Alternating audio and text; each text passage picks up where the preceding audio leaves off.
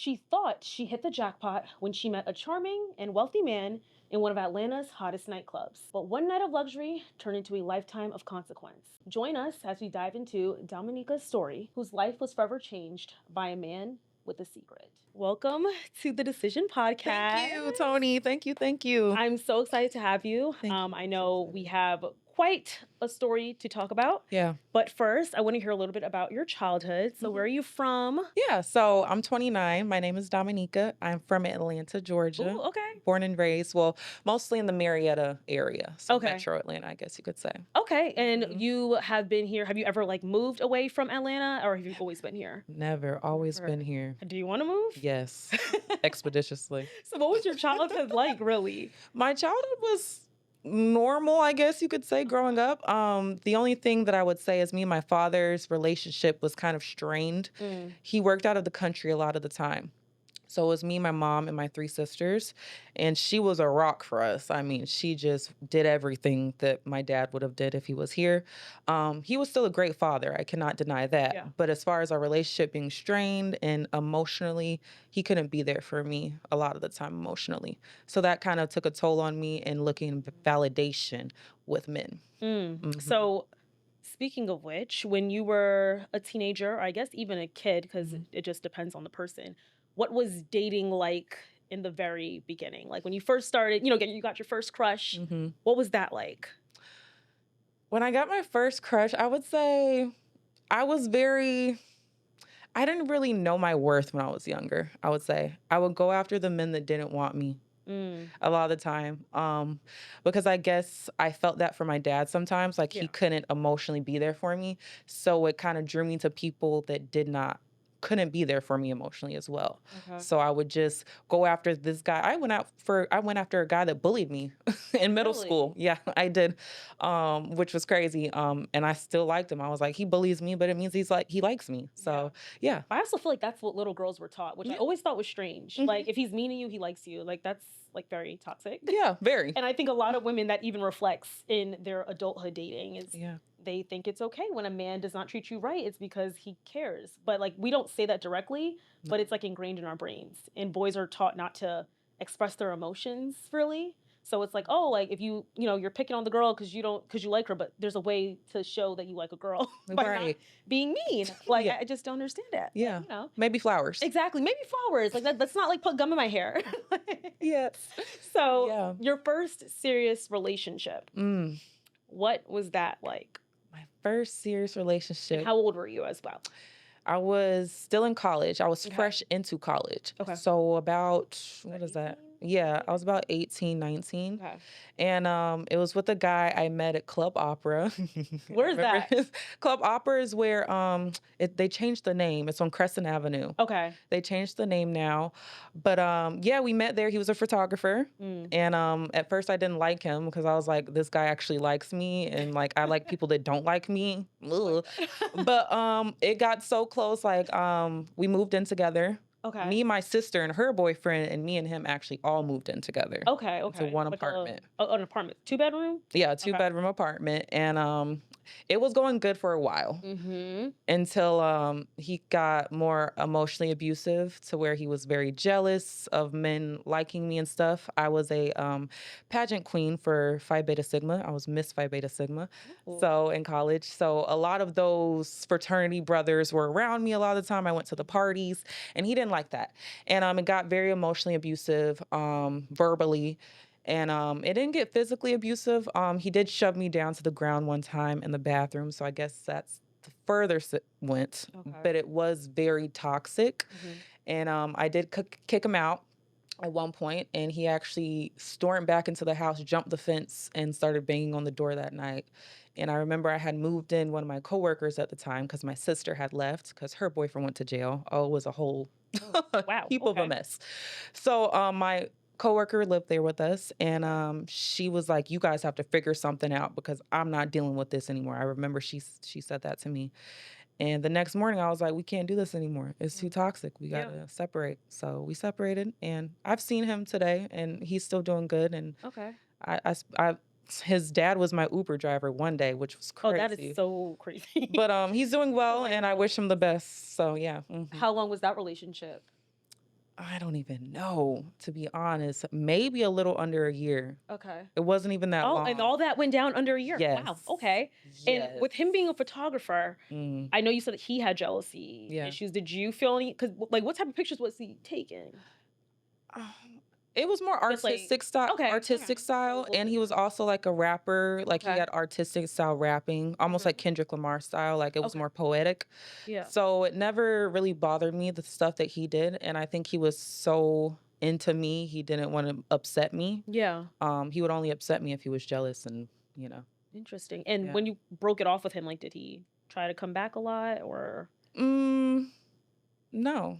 Oh, It okay. kind of just, it was like a clean end on both Yeah. parts. We kind of both agreed like it was too toxic. Mm. So it was just like clean separation, which is nice. That's actually, yeah, because you said with the jealousy, I thought it would be like a bit more of like an explosive breakup. But Yeah. honestly, those are the best. I mean, it makes you, as a woman, sometimes you question like, well, why did he leave so easily? Yeah. But those are like the healthiest because like you don't need that manipulation and it can get really dangerous. Yeah. Like a lot of women, I feel like that's promoted a lot is that toxic love and he wants to come back. He's always coming back home to me. I have had a recent boyfriend like that though. Ooh, okay. Well, we're going to get into the recent boyfriend soon. Yeah, but yeah. So now we know you went to college. What college was it? Was in Atlanta, I'm assuming. Yes. Okay. So, and I still haven't finished. Woo, I've gone back to college about 3-4 times. Okay. So I was at, I was at Southern Polytechnic State University. That is actually where Kennesaw State University, the Marietta campus, is now. Interesting. Okay. So the Kennesaw State Marietta campus used to be called Southern Polytechnic. Okay. And so it was a smaller school, and I love that about it. And then once they joined forces with Kennesaw, I hated it. I hated the big school. I hated everyone around me. So then that's when I left college, and I was like, I need to figure out my own life without college right now. So that actually is perfect to lead up to what the decision was that altered your entire life. Yeah. After college, what did you end up doing? After college, I smoked a lot and everything, so my memory, I'm trying to think hard. But as soon as, when I left college, I, of course, moved back in with my parents. And I started to dabble into watching stripper vlogs. Okay. Like I started to dabble into it just staying at my parents' house. And me and my dad not having a close relationship, just being with my mom mostly. And she was almost withdrawn sometimes too because she had to deal with a lot herself. So I was kind of left to my own vices at that time where I was just like, well, I'm out of college right now. The only thing I know I was working at Chipotle.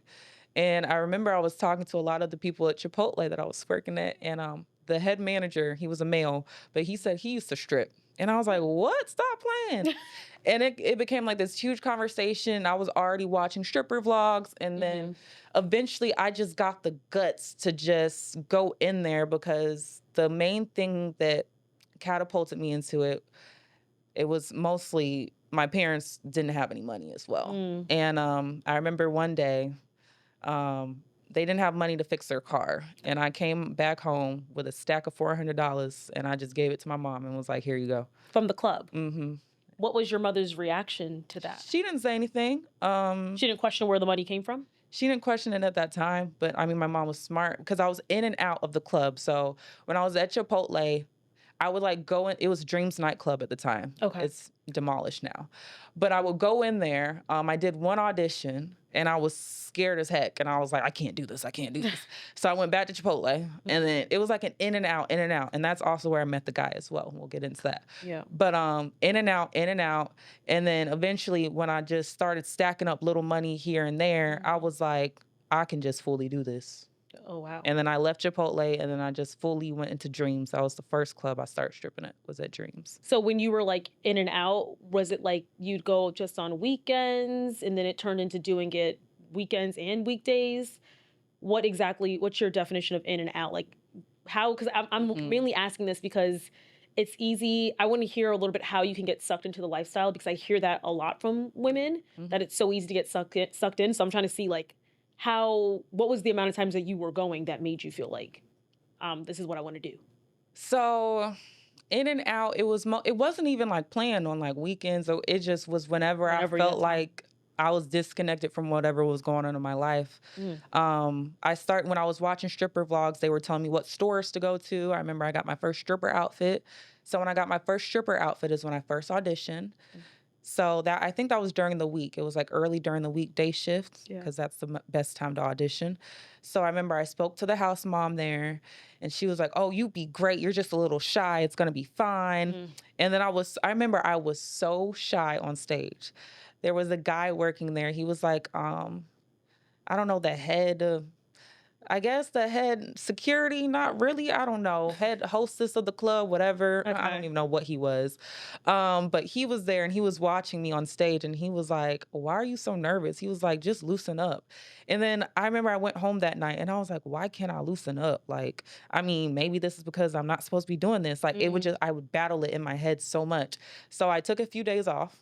Then I watched more stripper vlogs. I go in for another day. So it was kind of like every couple of days, I would say, over the course of a couple of weeks.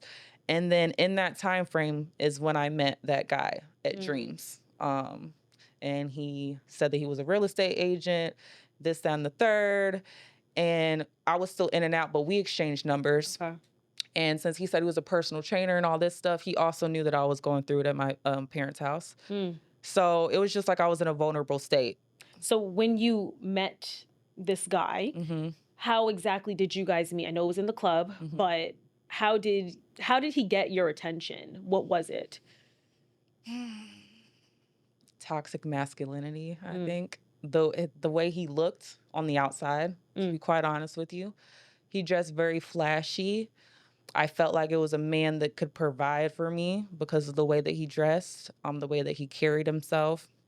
Him saying he had multiple businesses, owned multiple homes, and this, that, and the third. It was kind of like sold to me like a dream. I was like, wow, there's a guy that actually cares, and he doesn't want me in the club like that, but he'll actually take me to the club when I want to work, and you know what I mean? And what can go wrong? Yeah. So I know we kind of spoke on, like, we're talking about him as one example, but with the culture of being in the club, what is that culture like? 'Cause I know you even said the man said to you, like, loosen up, like the security guard or whichever, which typically I would think if I saw someone was so uncomfortable on stage, I'm like, I don't think this is for you. I think that you should, just because could change your life forever. Just, this is like a different lane you go down. What is it like with, I guess, the males inside the club? Why are women so drawn to the men? I know you kind of briefly mentioned it with the money. But what else is it about that life? Because you guys are making your own money. Right. So like what makes a lot of strippers, bottle girls, bartenders want those men as well?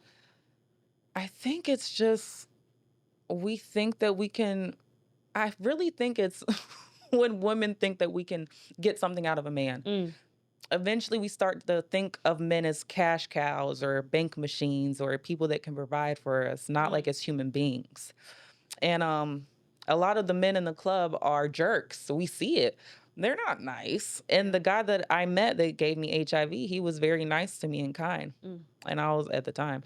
So I was like, oh, this is the nicest man that I've met up in the club that actually can provide for me, that actually comes to see me and cares about me and stuff like that. But the other men in the club, it's like, a lot of the girls in the club, we see the men as just like bags, money. That's it.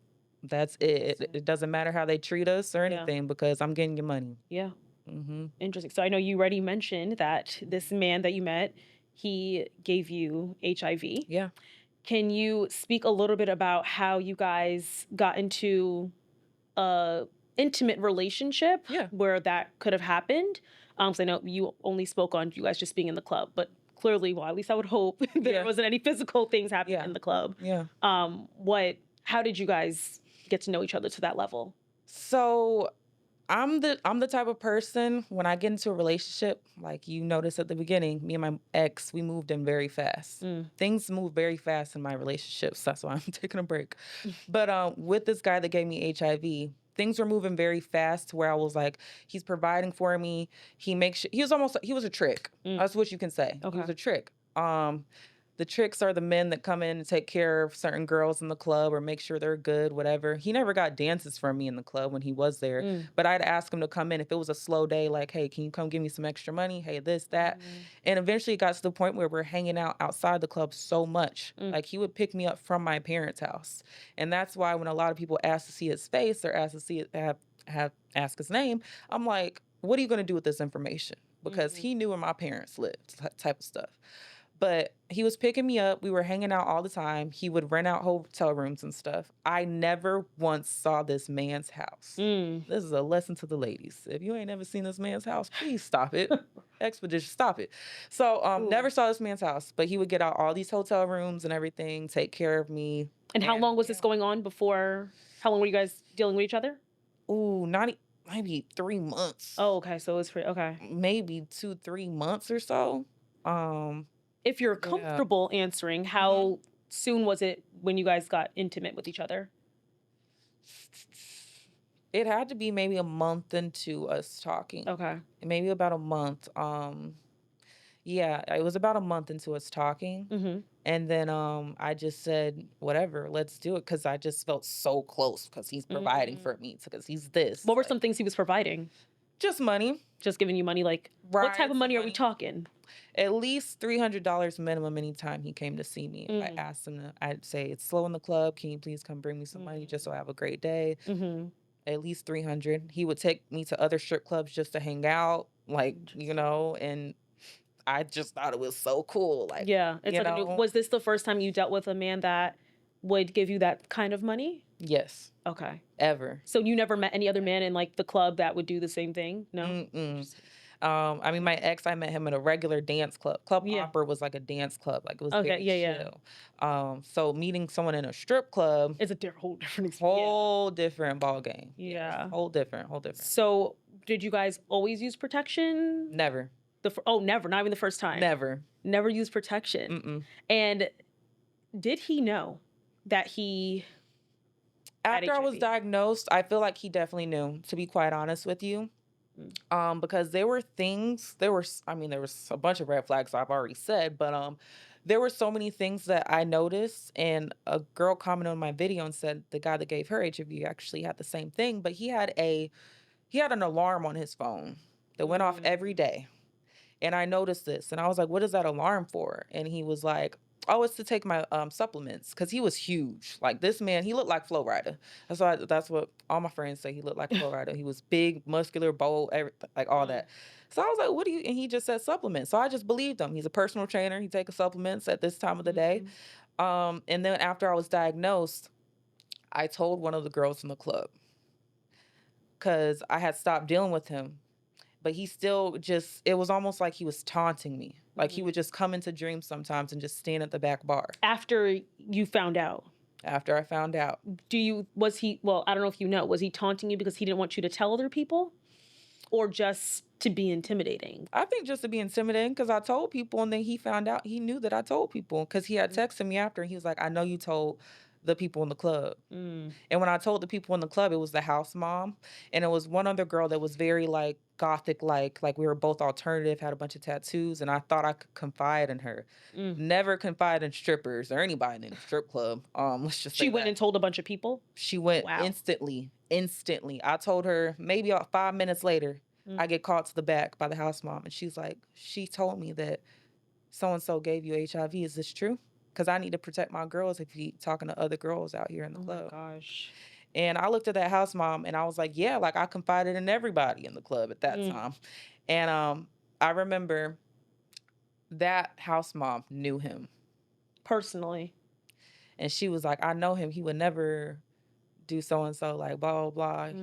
He doesn't have that. And I was like, okay. And so after I saw how they kind of reacted, it kind of just made me back away. And it blew up into this whole thing to where I just stopped working at Dreams. And then that's when I found my other home club and started dancing in other clubs in Atlanta. So you continued dancing after. And how do you think that was because you were trying to heal something within you? Oh, yeah. I hated men. After I was diagnosed, I was like, this man gave me HIV. I'm going to use every man that I can use to get their money, whatever I can get out of them. Like, I did not care about my life, my safety. Because at this point I had HIV, I was like, what else can happen to me? Like, you know, that's how I was thinking, and which is so messed up to think, think back on.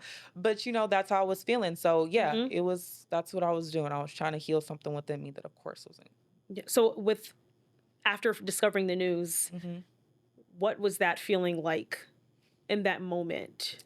If you can take us there to like feel how kind of like how you felt, which I know we won't be able to fully, Yeah. but So when I was diagnosed, it was so we had the intimate reaction in April. okay. It was in April. And I had an acute case. A lot of people with HIV do have an acute case. I didn't know this until Oh, and can you kind of explain what acute case Yeah. means for her? An acute case of HIV is pretty much when your symptoms show up within the 2 to 3 months of transmission. A lot of people have no symptoms. You hear about that and it transfers to AIDS. Yeah. But I had symptoms like almost immediately. So within the 2 months, it was about June. April, May, June. That was exactly 2 months. Wow. In June, I started to have a fever. Like my entire bed was drenched in sweat. I'm talking, I was sweating out my arm pores, my mattress pad, everything. And so the first night it happened, I was like, that's weird. I mean, I sweat in my sleep, but that's weird. Yeah. The second night it happened, I was sweating through the sheets. And then I remember my mom made me dinner. And usually we eat in our rooms, it's nothing new. But we had a staircase that was pretty steep. And I was walking up the stairs and I couldn't make it up the stairs. Because you were so fatigued. I was so fatigued out of nowhere. Like it just seemed like all these symptoms just came out one after another. And I remember I literally sat in the middle of the staircase with my plate and I just set my plate down. And I called my mom and sister and I was like, Mom, I can't move. And so my mom came and was like, what is going on? I'm taking you to the ER. She took me to one ER. They tested me for everything, flu, strep, whatever. They didn't even test me for STDs there. My mom was like, they just pushed you to the side. All they gave me was like ibuprofen to lower my fever. She was like, I'm taking you to another hospital. I go to another hospital. They do all the tests and everything like that. And at the hospital, they didn't do the HIV test. But they did do STD testing. And they said, I suggest you see an infectious disease doctor. And that's when I made an appointment with an infectious disease doctor. And they kept telling me, watch your fever, of course. Like, I can't control that. But then I made that appointment. And when I made that appointment, my entire family was with me. Because I kind of just already knew. But also my sister, in the midst of me going back and forth in the hospital, my sister, who's a nurse, she calls me out of nowhere. And she goes, when was the last time you were tested for HIV? Just out of nowhere. And you said you kind of knew too. I did I had like a feeling that there was just something off. And when she said that, my heart sank. Like it was like my stomach was like, it was just, I was like, I think that's what it is. And when she said that, it just confirmed what the doctors were suggesting I do. And then when she called me, it was in between of that. And I was like, jeez Louise. So that's when I went to the infectious disease doctor. My whole family was there. My dad stayed in the waiting room. My mom and sister were in the room with me. And the doctor came back after the blood results and he said, you have a false positive. He said, I don't want you to freak out right now. Okay. But you have a false positive, which means like there are some antibodies, but we're not sure if it's like a fully positive. We have to wait another month. Mind you, my birthday's in July. So I was really like, oh my gosh, my birthday's coming. I just need to know. So yeah, I had to wait until beginning of July to go back. What was that month like? Was it like a thought every day? It was a blur. I don't remember. Yeah. I really don't remember. I can imagine. Wow. I remember I wasn't even dancing because I was too weak. I was just at home at my mom's house. I remember in my room. My head was spiraling, but it couldn't spiral too much because also I always tell people I was reckless with one person all the time. Like I was a very promiscuous person, but always with one person. And I always thought back to what type of sex we were having too. Okay. Intimate relations. And it was always anally. Really? And why was that? Just preference or? His preference. Wow. And that's why a lot of people say he was probably DL, and I know he probably was. Yeah, because that's why I was like, why was that his preference? So, especially given the timeline that you said it was like 2-3 months. I feel like people might jump down that hoop, as they've already been intimate enough. They're like, let's try something new. Not the first thing as a, heterosexual relationship, but yeah, that's interesting. Okay. Yeah. So I was just thinking back on all the ways that we, that was mostly the main way anyway. So, I mean, it kind of just, I don't know, it made sense, but it didn't at the same time. It was like, Mhm. why is this happening to me? But also at the same time, I was being promiscuous with this guy unprotected. So, who can I be mad at right now? Yeah. Myself or him more? Of course, I was mad at him, but the sickest thought that came through my head was, don't tell him yet. Keep using this man. I didn't tell him yet. He didn't find out until I told the people at the club. Were you still sleeping with him? Mm-mm. Okay. I was still talking to him, asking for money though. Did he find it weird that you guys weren't being intimate anymore? No? No. Were you guys intimate like pretty like every time y'all saw each other before you found out? It was just like once in a while y'all would? Yeah, it was just once in a while, so it Yeah. wasn't anything like weird. And anytime he came to pick me up, he always had this guy in the car with him. I put myself in the most dangerous situations. But can you imagine two men Mhm. driving you around in a rented Dodge Charger, just driving you to the strip club every day? And I just thought it was cool. Yeah. So yeah. Rented Dodge Charger. Yeah. Is that like confirmed? Yeah. Oh, rented wow. Dodge, that's Okay. that's what he drove. Okay. He was from Florida and he rented cars. That was the car. Interesting. Okay. Mhm. So I know we got to before he started being intimidating in the club. Yeah. You didn't tell him because you said you were gonna I'm gonna use him for what it's worth. He Yeah. did this to me. Mhm. Well, first let me ask you this: how did you know it was him?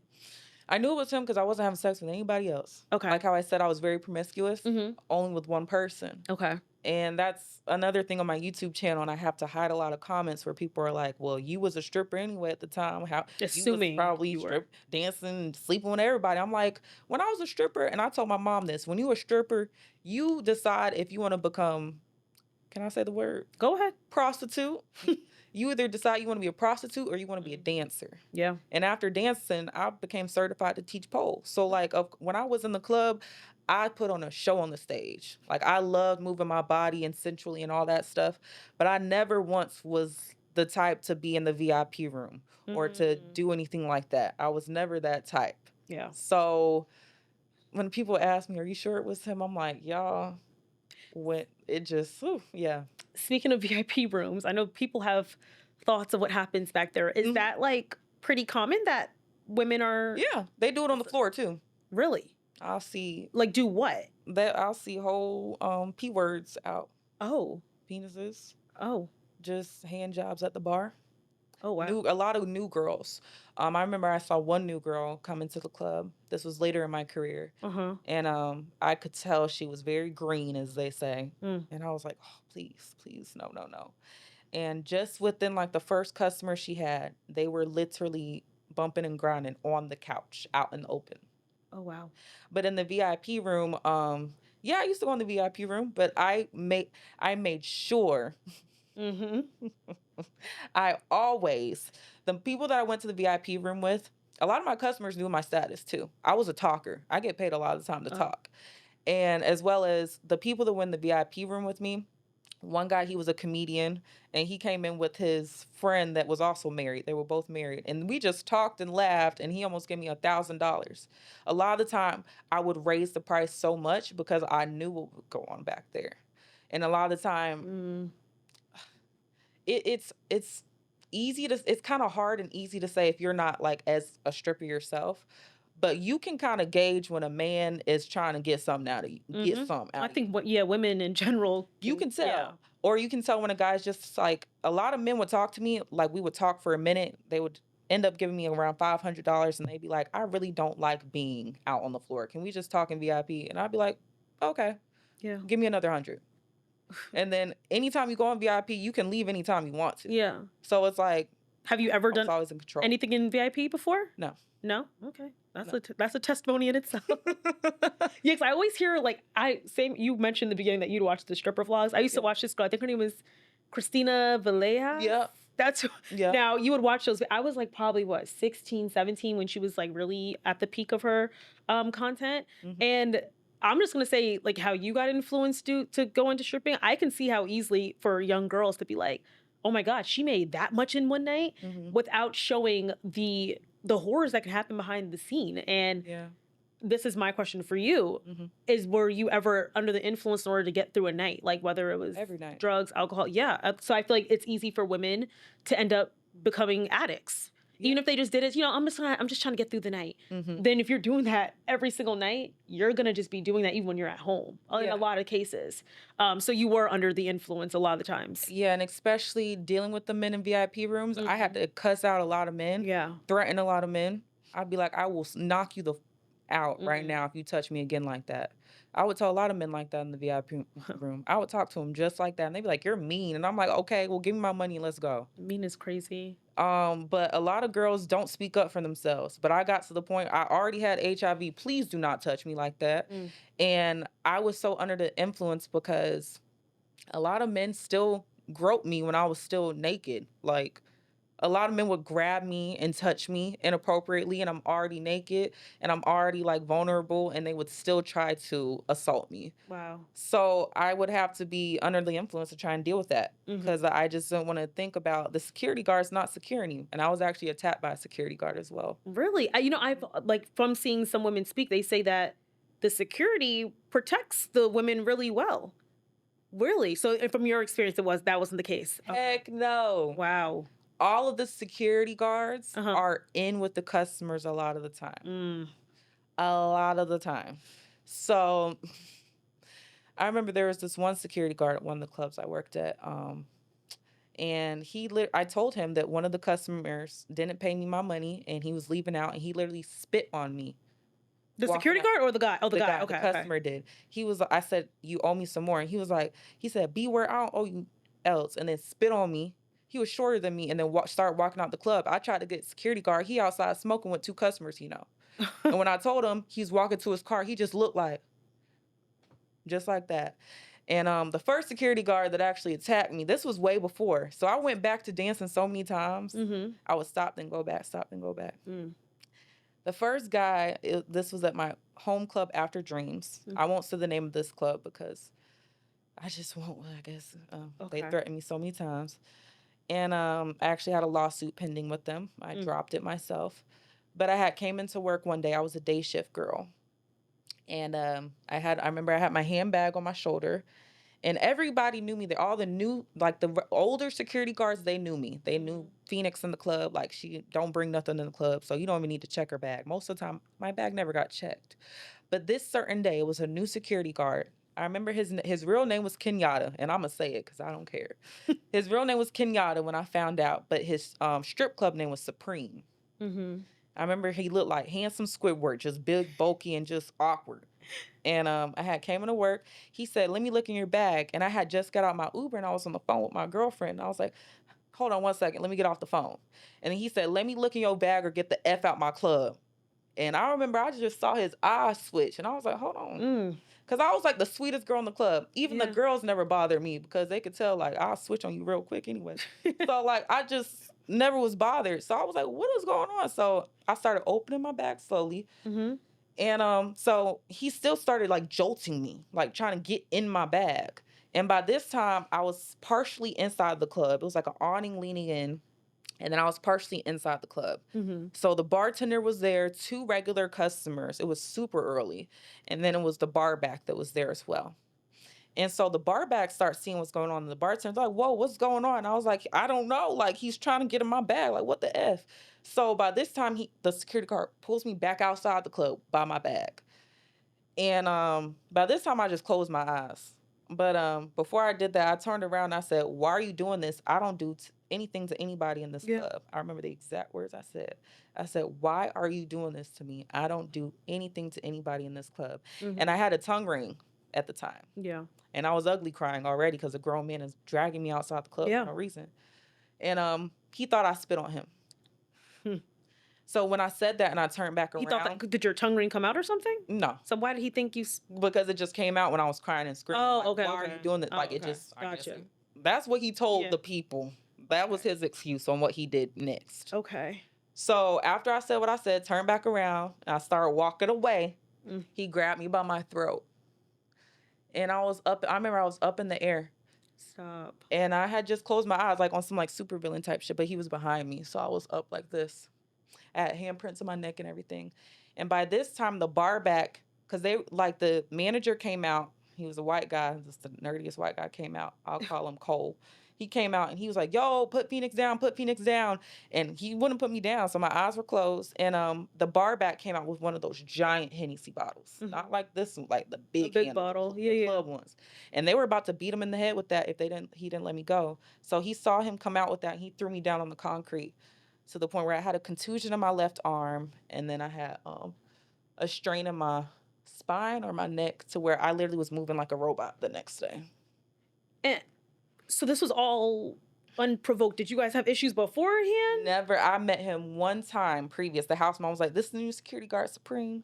And the reason the club owner gave me, he said, "That's my cuz, like, you know what I mean? That he real close to me. The only reason I can give you," because my mom called. My mom was like, "Why did look what?" Because my family knew I was stripping. They was like, "Why did he put his hands on my daughter?" They said, "Ma'am, the only thing we can give you is his mom recently died that week." So just terrorize everybody else. And then when he was about to drive off, they let him drive off. Before he drove off, he was like, "That beast spit on me, that beast," and that was the only thing he could say. Can we just talk about the power complex that security guards in clubs specifically have? Like, even just to everyday people. I never got into it with it. Well, once I did. But it was at a bar. But it's just like, they just do the most. Yeah. And I'm like, I remember I was like standing on the curb, and he was like, they were trying to get people to go home. It was time to go home.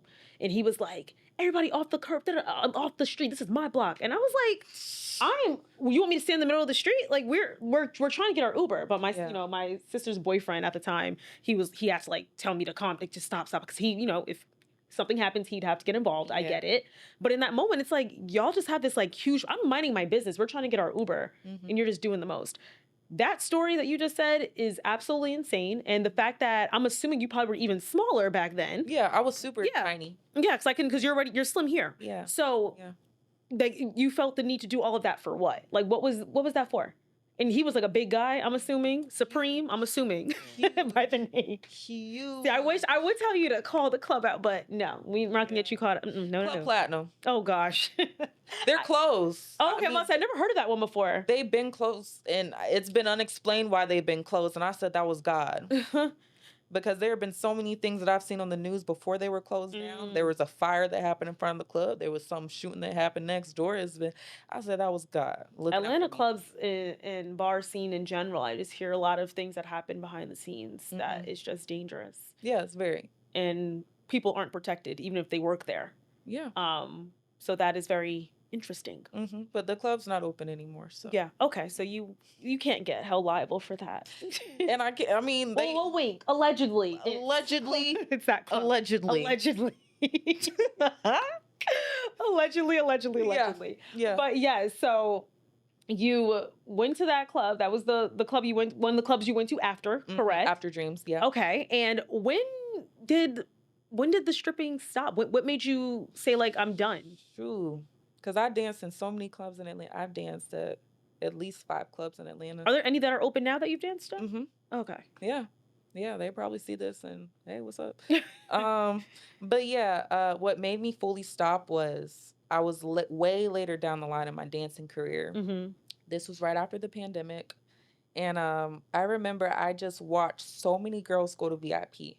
And remember I told you I saw that one girl having sex on the floor.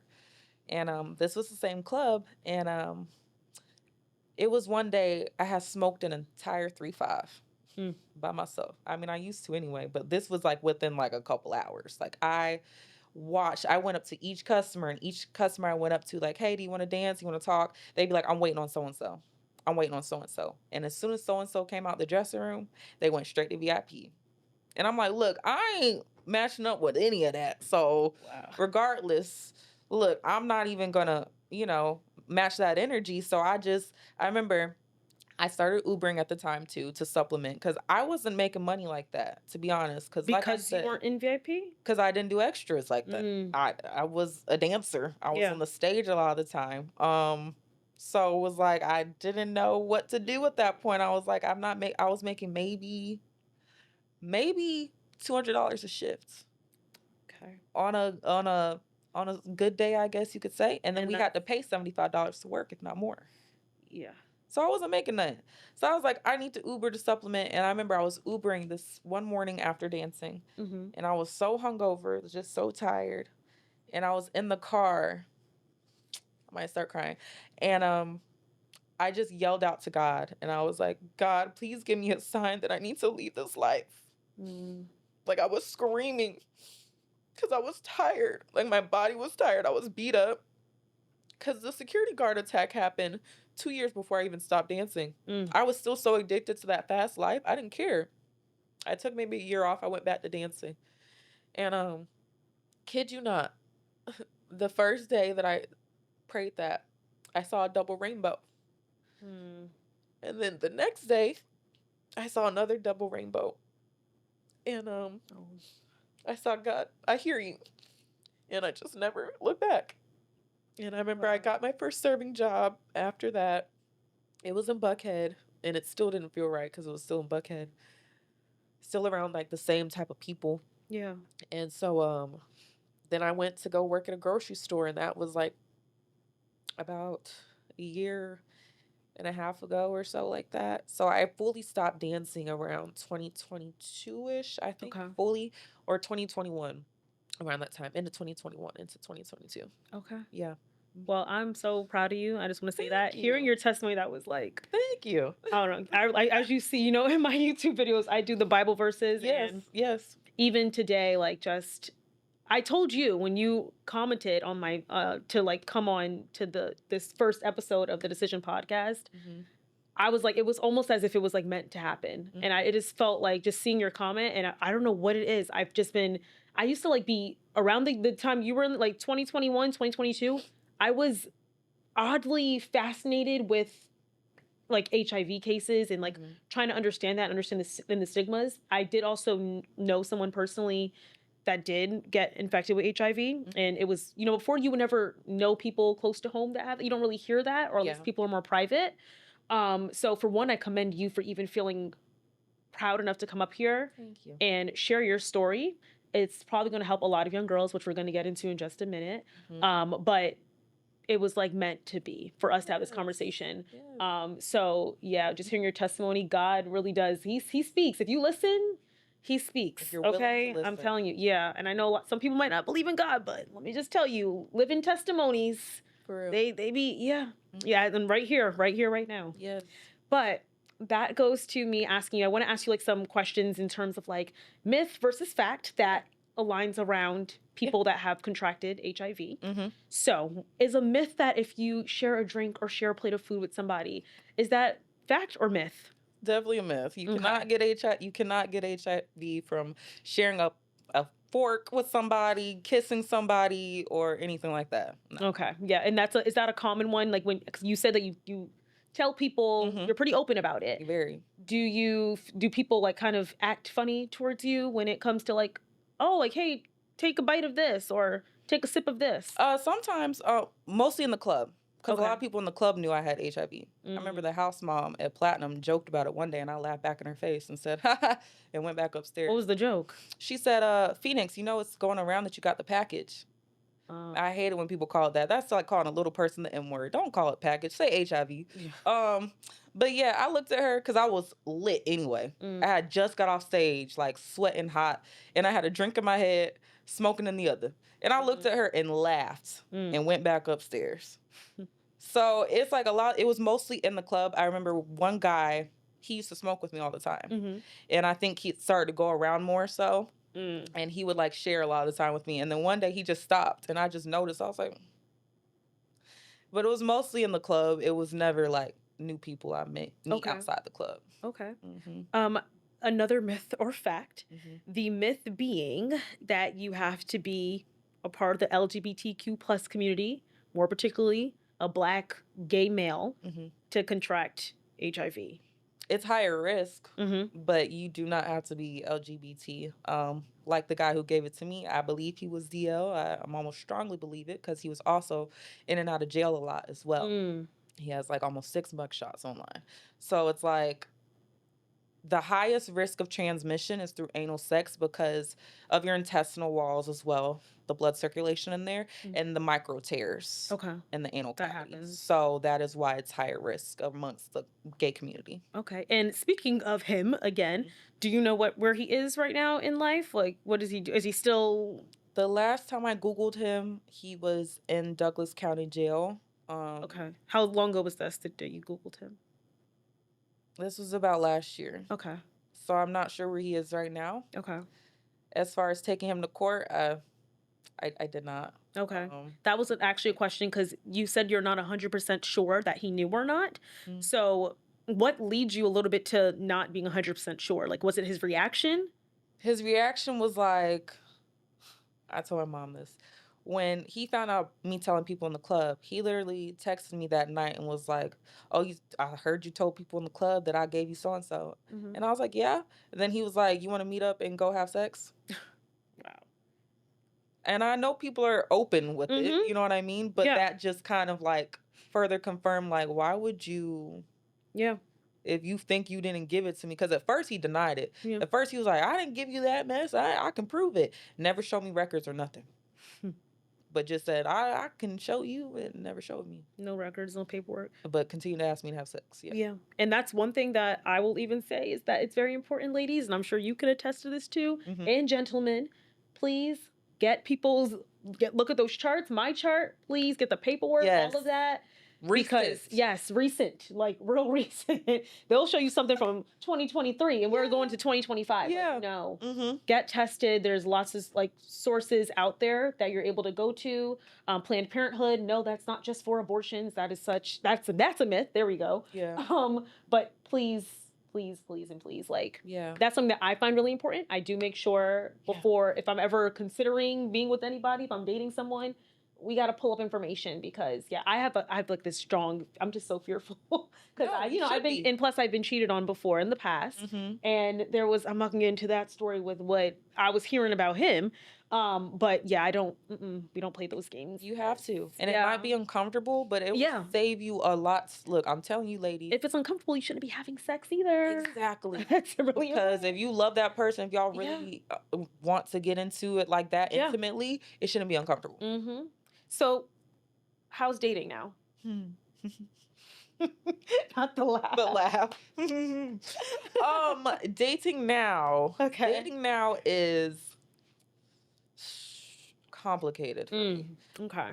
Because I know my worth now. And someone left this comment the other day on my YouTube talking about you know your worth now. Yeah, I do. Yeah. Bet I do.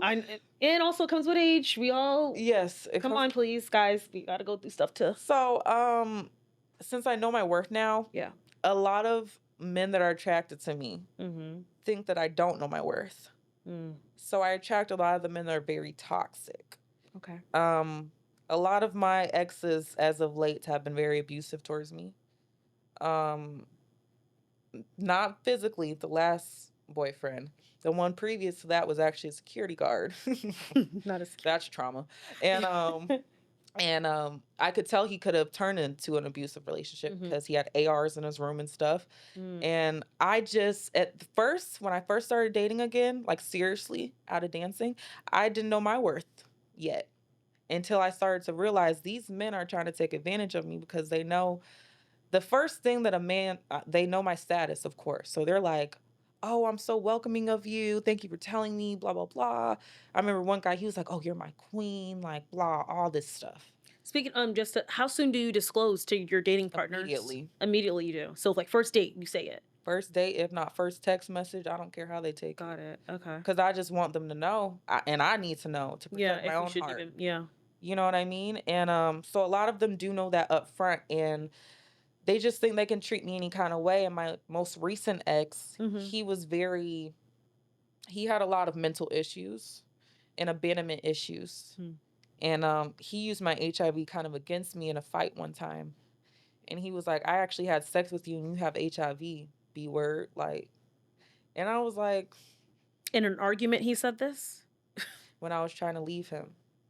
And I actually had to get my therapist involved. Like, my manager almost had to drive me to his house to get my stuff. Because the relationship moved so fast. Yeah. He met my parents and everything.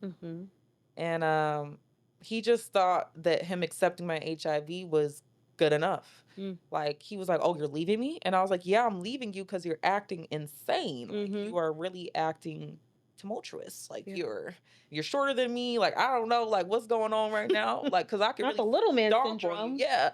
And so Stomp on I was like, let me just leave this relationship. And it was Yeah. almost like he didn't want me to leave, but he still texts me on different numbers to this day. Like, "You cannot still be mad at me right now. Please respond. Please." Like, he is. But a lot of men have been very toxic. So I'm very protective over my heart now. And I leave after one red flag. So do you think the dating pool for you is a little bit smaller and you're encountering toxic men because of like more people might be uncomfortable with your status? Not really. No? Okay. Because so many people are accepting, surprisingly, Okay. of me. Because they meet me in person usually, and they just see that I'm a very open and honest person. I would never try to do anything to hurt them. But it's like, I honestly think there are so many bad people out here right now in the dating scene that the pool is small for everybody. The pool has piss in it, as people say. But yeah, I don't think it limits me. I think if anything, it narrows it down to the ones that really need to be there. Okay. Yeah. I completely can see that. Because I feel like, in general, with dating, as we've already stated, a lot of people will pretend or act like they'll use it as like a secret for like, oh, I think that's even with people that are trans and they speak on how, oh, you would be surprised who I date. Yeah. I feel like they will have you felt this way, that people look at you as like a dirty secret. Do you feel that way? Oh yeah, I've had an ex that treated me like that and I left him so fast. Wow. He was an older guy. That's why I don't like older guys either. Because like they act like they accept you for everything. Oh, I've been through so much. And then it's like they don't want to take you out in public places or do this or kiss you in public and stuff. So I remember my last ex, there was a security guard. We kissed in public, and one of his friends saw us and commented on my HIV. Because they all knew me in Atlanta. I mean, everyone, I'm pretty sure everyone knows me in Atlanta. But dancing all the clubs. And he didn't defend me. And he was like, the thing that stuck out to me the most, he said, "I don't want people to think I have HIV too." And that's when I was like, wow, so you can't even stick up for me. It feels like a secret now because you should have just said something like. And the best friend or friend said that in front of your face, you said? He didn't say it in front of my face. Okay. But he said it after my boyfriend told me. I was like, why would you even tell me that? Yeah, that too. That's weird. That's a little odd. Like, were you trying to bring me down? What was your purpose? Yeah, I didn't understand. I don't like that. So, yeah. So, are you, if you're comfortable with sharing, are you now undetectable? Yes. Okay. I have been undetectable since I was diagnosed way back before I started dancing, or I was still. Oh, okay. Yeah, in between you. So, yeah, I was undetectable maybe about 3 or 4 months after I started taking my medicine. Okay. And can you explain what undetectable means for someone that might not know? Yeah. Undetectable, it means that your viral load, look, I'm trying to get, the viral load is under 20 copies. Okay. To quote me, look under Google too. But yes, viral load is undetectable, under 20. Your CD4 count is also above 700, if I'm not mistaken. So yeah, my immune system is very good in comparison to normal people. I get checked up every 3 months with my doctor. I stay on top of that, and I take Biktarvy. If y'all have seen Biktarvy, I've seen the commercials on Hulu. That is what I take once a day. I know they have other stuff coming out, injections stuff. I don't trust it. Yeah. Don't they have what's it called?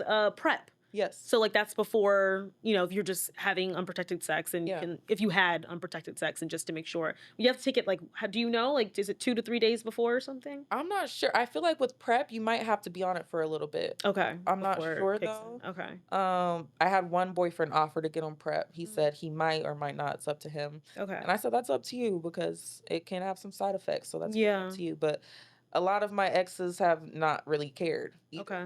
So, and you guys have unprotected sex? I have with my exes. And what is your reality now when it comes to sharing your sexual history in terms of like, are you 100% clean? Do you do that? Or have you done that in the past few years since you found out? I have. I did have one slip up. Okay. to where I wasn't asking. Okay. And then I was like, why am I not asking this person? And I was too trustworthy. And so yeah, that was scary for me. And then I was like, girl, you already have HIV. Why are you not protecting yourself more? Yeah, from other, because there's other ones that exist, other STIs and STDs. Yeah. And I actually had someone in my family get an STD after I was diagnosed, and I almost about threw them down to the ground. Like, girl, you already know. Like, why would you? Because they were crying in their room, and I said, yours is curable. What are you crying for? Look at me. So yeah, a lot of the time, yeah. Okay. It's been a journey. Yeah, I can imagine. And then what do you see yourself being a mother in the future? Do you want children? I know you're 29. You're still young and hot. I know.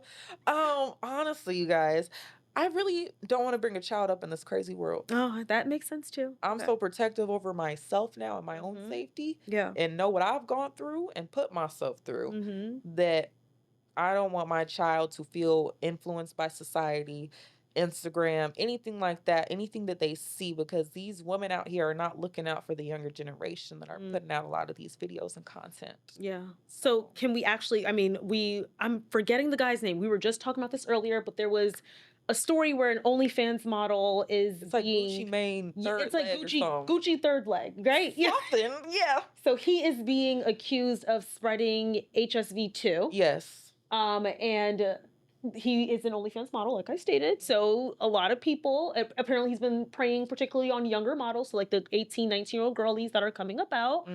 So with that, 'cause you just mentioned content, we see how we talked about the stripper vlogs, how a lot of women are really promoting sex work and promoting that. What are your thoughts on, well, first let's talk about the Gucci third leg guy. What are your thoughts on that? I know you said we kind of briefly talked about it, and you talked about it yesterday with your cousin. What are your thoughts on that? To be quite honest with you, and that's why I put my story out here like that so openly, because I want to save girls from going through that heartache that girl was going through. Yeah. I really want people to realize that it can happen to anybody close to you. There are so many baby mamas out here. So many. Oh my God, yeah. And I don't think people realize there's more than a baby that you can get from having unprotected Exactly. sex. And people are just thinking of babies from this NBA player, and OnlyFans this, OnlyFans that, but they're not realizing the actual, the consequences that can come from that. The serious consequences. And it's very sad, kind of, that I feel like a lot of girls still aren't protecting themselves, but it's also like, I had to learn my lesson the hard way. And I don't want to come off like this, but sometimes we have to learn these hard lessons. And you can either choose to thrive in the lesson, or you can let it get the best of you. Yeah. But she's going to have to get through the hard part. And I know she could come out on the top, but you got to get through the hard part and then come out better. Exactly. And how long would you say that your hard part lasted? Because you did talk about how you just didn't care anymore. You were like, I'm just going to use men for what they're worth. I hate men. The whole time I was stripping. Okay. Because, like, I just didn't care about my safety, my life. I went to a pimp's house one time. I didn't know he was a pimp, but I did. Just to go. Just to go. I was just in a headspace where it took me a while. So I would say, and I told you I was in and out the club, too. My mindset was just hustle mode, use men. So it was like maybe about 3 years. Until I finally went back to therapy. Okay. I've been seeing the same therapist since the 8th grade. Oh, okay. And I had stopped seeing her the entire time I was dancing. I knew she probably knew something was up, but I just didn't talk to her. Yeah. But she is just the most open woman, and she actually sees strippers too. And I told her where I was dancing at the new clubs, and she was like, I understand what you're doing, Nika, but I just don't like it for you. I don't like the area. And that kind of started to put a little idea in my head, like, girl, you need to get up out of here. Yeah. Yeah. And with that, how were you supported in this process? And I know we kind of talked about, you talked about your dad being in the waiting room when you were about to find out, but we didn't say your dad's reaction. So what was your dad's reaction, your parents' reaction in general, and how have they supported you through that process when you were going through things? I know you said you had a therapist on your side, but were your family and friends supportive of you? All my friends are supportive, for sure. My sisters, all of them. Great, yeah. My mom, she was very supportive. she took it way, I mean, I won't say better, but she was more strong-headed in it. My Mm. mom also doesn't show her emotions, but my dad cried. Mm. And that was the only time where I cried. That was the only time I cried when I was diagnosed. When I was diagnosed, I never cried. What was your immediate reaction? Was it just like shock? Shock and accountability, Okay. because I knew I was being promiscuous Mhm. with this guy. Yeah. And I just didn't care about my body Mhm. at the time. So it was shock, but accountability. So do you think that, and you've already said you've had some YouTube comments of people saying, well, you were a stripper. Do you think that there was a link of being in the nightclub and contracting HIV? Or do you think that this would have happened to you regardless? I think it would have happened to me regardless. If not HIV, then something else. Mm. Because, yes, I met him at the club when I was in and out of dreams. Mm-hmm. But it was like, if I was also talking to other men, like, just outside on, like, the street and stuff, just, hey, he gave me attention, I'm gonna give him my number. Hey, he gave me attention, because I was looking for validation in any man. Mm. You see what I mean? So until I healed that wound within myself, that I don't need to seek validation from anybody. Yeah. Yeah, I think it would have just happened eventually. Wow. Mm-hmm. And when you were talking to these men, I'm assuming that the men that you would like randomly meet, Mm-hmm. was it like you were like, they gave you the attention, you're like, okay, like, Yeah. let's be intimate then? Or those men, a lot of the time, I wasn't intimate with those men because they weren't giving me money. I mean, sorry to say that, but yeah, the first guy to actually give me a lot of money, it was the money, I guess it did something to me. I was like, wow, this is the first man that has given me so much cold hard cash in my hand. Yeah. Like, am I in love? Like, that's what I was thinking. It was super cloud headed. Like, but the other men giving me attention, I just had a bunch of men hitting. Like, just have people in my number. Yep. Giving people my number all on my phone. Okay, I get that. Get attention. Yeah, I can see that too. Mm-hmm. And do you think that stems from your childhood? Oh, yes. From your dad being away? Mm-hmm. Okay. Yes. Was he in the military or something? No, he worked in Africa. He was an international financial advisor. Ooh, so fancy. He just traveled he was in Sudan. He was in South Africa 2 years, so he just was all around. Okay. Mm-hmm. And I guess this will be like mostly like my final question, because I'm actually curious when it comes to, there's a whole belief that Atlanta is the city of HIV. That's what everyone thinks, and like the city of men that are DL.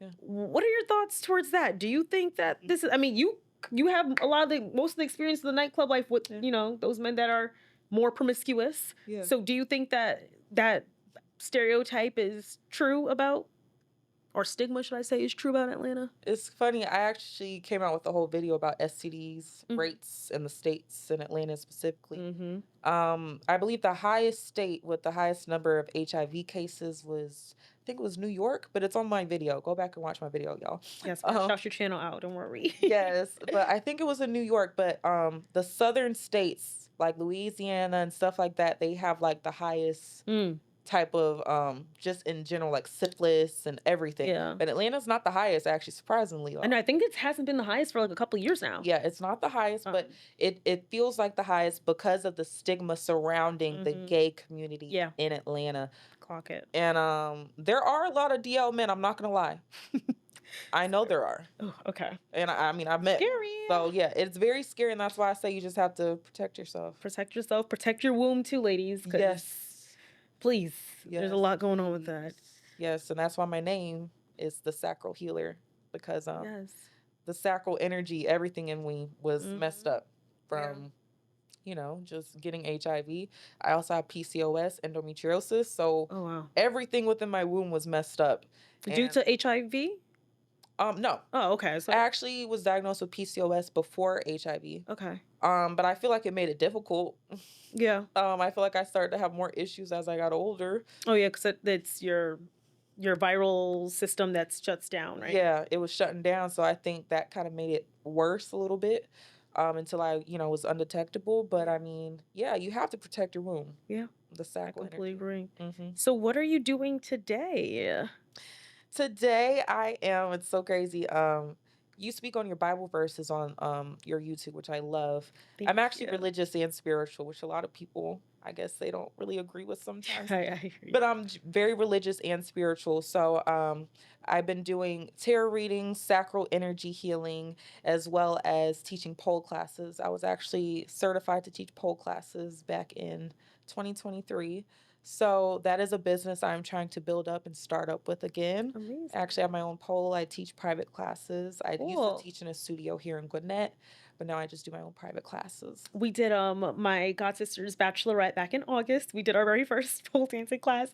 And I'm gonna just say it's not easy. So kudos to the teacher. She was amazing. So and she had her own, that was her own studio that she opened up. So I'm hoping, you know, I'm gonna sprinkle that onto you, that positivity that that'll be you having your own studio soon too. Thank you. Yes, and you were talking about the YouTube channel. What is your YouTube channel name? So my YouTube channel name is The Sacral Healer. Just one word, The Sacral Healer. That's my Instagram name, YouTube name, everywhere, all platforms. It's The Sacral Healer. So yeah, you guys can find me there. Subscribe, and my actual entire HIV story is on there. Playlists are on there. Health updates are on there. I go more in depth with my story. So yeah. Yeah, so I think that's really it. Do you have anything else that you want to promote besides just your social media?